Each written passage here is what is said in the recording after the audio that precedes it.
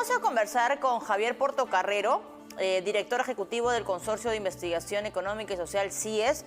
Sabemos que han tenido ese seminario de investigación 2024, bueno, en estas fechas. De hecho, se ha hablado el día de hoy sobre la situación de la población en América Latina y Perú 2024, las implicancias en la política pública, las regiones y algunas cifras bastante interesantes. Con miras al 2025, es un año complicado, es un año preelectoral y siempre es bueno, digamos, tener las cifras sobre la mesa y empezar a analizarlas y discutirlas. Javier, ¿cómo está? Bienvenido, buenas tardes. Buenas tardes, Valeria, muchas gracias por la invitación. Cuéntanos, Javier, ¿cómo ha sido esta jornada de estos foros, estos conversatorios, estas exposiciones que han tenido en estas fechas? La semana pasada conversamos con Liliana desde el lado, digamos, un poco económico, el rol del Banco Central de Reserva, también las expectativas con la economía en Estados Unidos, Trump a la cabeza desde el 2025. Entonces, sí, es un año el que se viene, digamos, con muchos temas para analizar y para conversar. ¿Cuáles son esas principales conclusiones, Javier, que tú nos puedes compartir de lo que ha sido, digamos, esta jornada académica? Bueno, tuvimos el evento desde el miércoles de la semana pasada hasta el martes, hasta hoy día, que hemos cerrado, y en total hemos tenido más de 2.000 participantes presenciales y 7.400 en las redes sociales, y hemos tenido más de 20.000 visualizaciones ex post después de cada evento en las redes sociales también, ¿no? Y hemos logrado captar a 6 de los 100 economistas más famosos del mundo para que participen, sea en forma presencial o virtual, ¿no? Y arrancamos el seminario con Liliana Rojas Suárez. Ella es una macroeconomista muy destacada que vive en Washington y ella nos dio una conferencia magistral sobre cómo está el mundo, ¿no? Para el 2025, ahora que Trump va a asumir el poder en enero.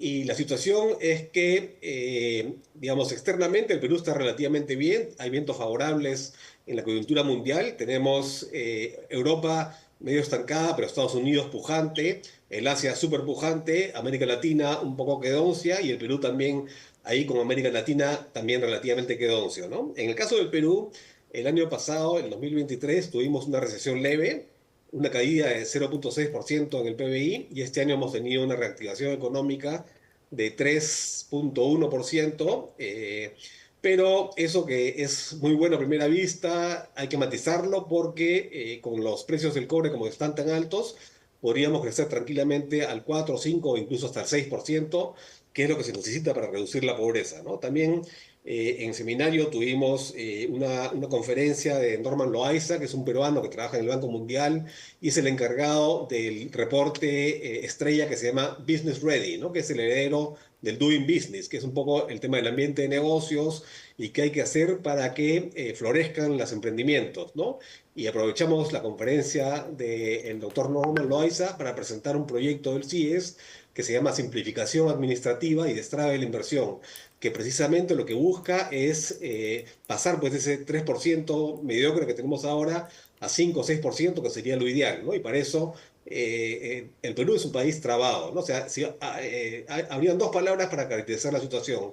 A nivel mundial, incertidumbre, y a nivel peruano, el hecho de que sea un país trabado, ¿no? Que podríamos crecer mucho más, pero estamos mucho mejor que el 2023, pero en relación a lo que podría ser, digamos, nos hemos quedado a mitad de camino y podríamos mejorar mucho más siempre y cuando se implementen reformas que busquen precisamente mejorar el clima de negocios, ¿no? Claro. Ahora, Javier, cuando tú hablas de reformas, uno diría, bueno, es que cuando hablamos de reformas, esto toma muchos años, ¿no? Y es un 2025, un año preelectoral, con probablemente, a ver, más de 20 partidos que están como tratando de competir y colocar algún perfil que sea presidenciable para el 2026, que son las elecciones. Entonces, cuando hablamos de reformas, sí quisiera de repente si podemos aterrizar esto a acciones en el corto plazo, ¿no? ¿Qué cosa de repente podríamos implementar desde la academia para tratar de cerrar estas brechas que son existentes hace muchos años, ¿no? En materia económica, acceso a infraestructura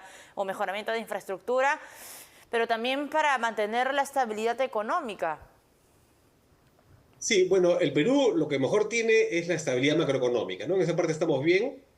hay un poquito de alertas en la parte fiscal que ha venido aumentando el déficit, pero en conjunto, digamos, la parte macroeconómica del Perú frente a sus vecinos está recontra bien, ¿no? El tema fundamental es el tema de que podemos crecer mucho más rápidamente, ¿no? Y ahí, precisamente, porque son reformas que toman muchos años, es necesario comenzar ahora, ¿no? Porque si uno, digamos, lo deja para mañana, para pasado mañana, para el próximo año, para el próximo gobierno, nunca empieza nada, ¿no? Y en el corto plazo, lo que se puede hacer es, por ejemplo, todas las acciones de destrave de la inversión, tanto pública como privada, ¿no? Inversión pública.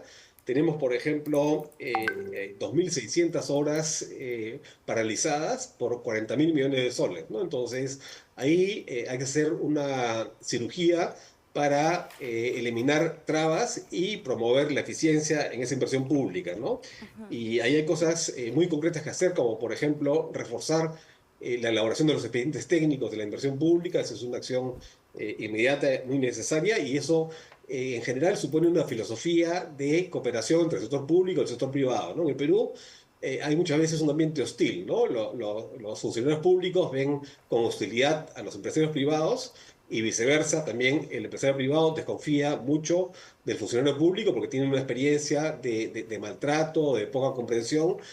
Por ejemplo, Corea del Sur, que en los años 70, 80 era un país con menos ingresos per cápita que el Perú, es todo lo contrario, ¿no? Ellos hicieron alianzas público-privadas y han despegado, y hoy día son un país con ingresos altos, ¿no? El Perú se ha quedado en la categoría de ingresos medianos y no ha dado el salto a ingresos altos, precisamente, entre otras cosas, por esta desconfianza, esta fragilidad, esta polarización tan fuerte que existe, y debemos ir hacia un esquema en el cual haya colaboración, ¿no? Por ejemplo, también entre las cosas que se pueden hacer en el corto plazo, en la pandemia los estudiantes perdieron prácticamente 2 años de escolaridad, ¿no? Y no se ha hecho nada prácticamente para recuperar esos 2 años, ¿no? Entonces, en el muy corto plazo, se puede, este verano, por ejemplo, estamos a puertas de las vacaciones, ¿no? De ir a un programa masivo para recuperar esos 2 años perdidos, ¿no? Pero lo estamos viendo. Lamentablemente, si alguien está haciendo algo en eso, lo está haciendo de manera muy escondida porque no se ve en la superficie, ¿no? Entonces, esas son cosas que se deberían hacer inmediatamente. También en todo lo que tiene que ver con el puerto de Chancay, por ejemplo, ofrece una oportunidad, ¿no? Pero a eso hay que agregarle infraestructura complementaria. Por decirte, ahorita ya las carreteras Gambetta y Panamericana Norte están casi en su límite de tráfico, ¿no? Y con todo este nuevo desarrollo que va a venir en los próximos años, probablemente pues colapsen, ¿no? Entonces ya habría que estar pensando en nueva infraestructura y también en esquemas como, por ejemplo, crear zonas económicas especiales. Algo de eso se está haciendo, pero digamos, se está haciendo a una velocidad muy lenta, ¿no? Y nosotros, en lugar de estar preocupados por los temas de política menuda de muy corto plazo, se nos están pasando los temas grandes, ¿no? En todo el mundo está aumentando a una velocidad vertiginosa la digitalización, la inteligencia artificial. Se están reestructurando las cadenas de suministro y las cadenas globales de valor. Claro. Y el Perú tiene una oportunidad ahí, ¿no? Estados Unidos está peleando con China y nosotros podríamos tratar de asumir parte de esa producción que exportaba China a Estados Unidos, parte de eso localizarla acá en el Perú. Pero ahí está justamente, digamos, para eso se necesitan condiciones y políticas. El reto, ¿no? Ahí está justamente el reto, Javier. Yo te agradezco que nos hayas acompañado esta tarde. Son algunas conclusiones que ha dejado justamente esta edición, ¿no? 2024. De hecho, hoy fue la clausura del seminario CIES 2024, con algunos apuntes, ya nos lo compartía Javier Portocarrero, pero sobre todo los temas en agenda que deberían verse con mucha urgencia, ¿no? Y con la atención que merecen. En el caso, por ejemplo, que hablaba de las zonas económicas especiales privadas, lo hablábamos ayer aquí, ¿no? Ya se dio un avance en el Congreso, falta la otra mitad y vamos a ver si es que hay ajustes y ojalá se vea, principalmente en el peruano de a pie, en la economía, por supuesto. Javier, muchas gracias. Javier Portocarrero, director ejecutivo del Consorcio de Investigación Económica y Social, CIES, estuvo con nosotros. Hacemos una pausa y regresamos con más, amigos.